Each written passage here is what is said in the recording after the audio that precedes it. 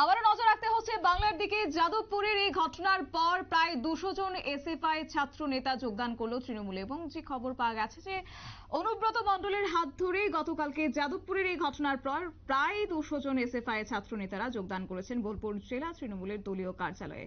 রবিবার বোলপুর জেলা তৃণমূলের দলীয় কার্যালয়ে বীরভূম জেলা তৃণমূলের সভাপতি অনুব্রত মণ্ডলের হাত ধরেই যোগদান পর্ব সারলেন, এবং সেই সঙ্গে গতকাল যাদবপুর বিশ্ববিদ্যালয়ে রাজ্যের শিক্ষামন্ত্রী ব্রাত্য বসুকে মারধর করার অভিযোগ উঠে এসএফআই ছাত্র সংগঠনের বিরুদ্ধে। এরপরই রবিবার দেখা গেল উল্টো চিত্র, যোগদান করলেন তৃণমূলে প্রায় 200 জন ছাত্র নেতা।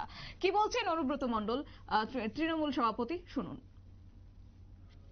আজকে জয়েন করলো বোলপুর কলেজ এবং বিশ্বভারতী কলেজ, তারা আজকে তৃণমূল কংগ্রেসে জয়েন করলো। এরা কোন দল থেকে দাদা? এসএফআই থেকে। কি বার্তা দিলেন দাদা? তাদের মমতা ব্যানার্জির কাজকর্মে ভালো লেগেছে, মমতা ব্যানার্জি উন্নয়নে ভালো লেগেছে, উন্নয়নের সঙ্গে থাকতে চাই তারা। দাদা, কালকে যাদবপুরের ভাবে হেনস্থা করা হয়েছে, তার প্রতিবাদে আগামীকাল সমস্ত শিক্ষা প্রতিষ্ঠানে পশ্চিমবঙ্গের সর্বত্র বিক্ষোভ এবং ধিক্কার মিছিল সংগঠিত হবে। মোট কতজন মতন যোগদান করলেন তাও? 200 বিশ্বভারতী দীর্ঘদিন ধরে ছাত্র সংগঠন নেই, সেক্ষেত্রে এই যে তৃণমূলের হাত ধরে জয়েন করলো, কতটা সংগঠন হবে বিশ্বভারতী?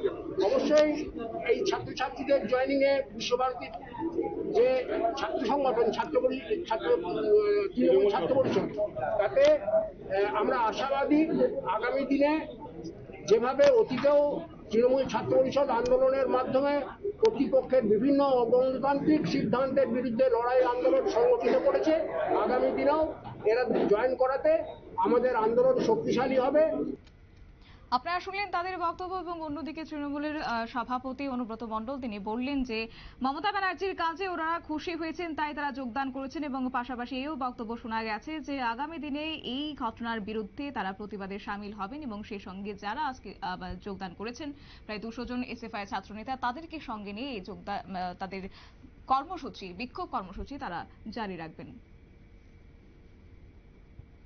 নিয়ে নিচ্ছি ছোট্ট একটি বিজ্ঞাপন বিরতির, সঙ্গে থাকুন। পরবর্তী আপডেট নিয়ে আসছে আমাদের প্রতিনিধি সুমন্ত ব্যানার্জি।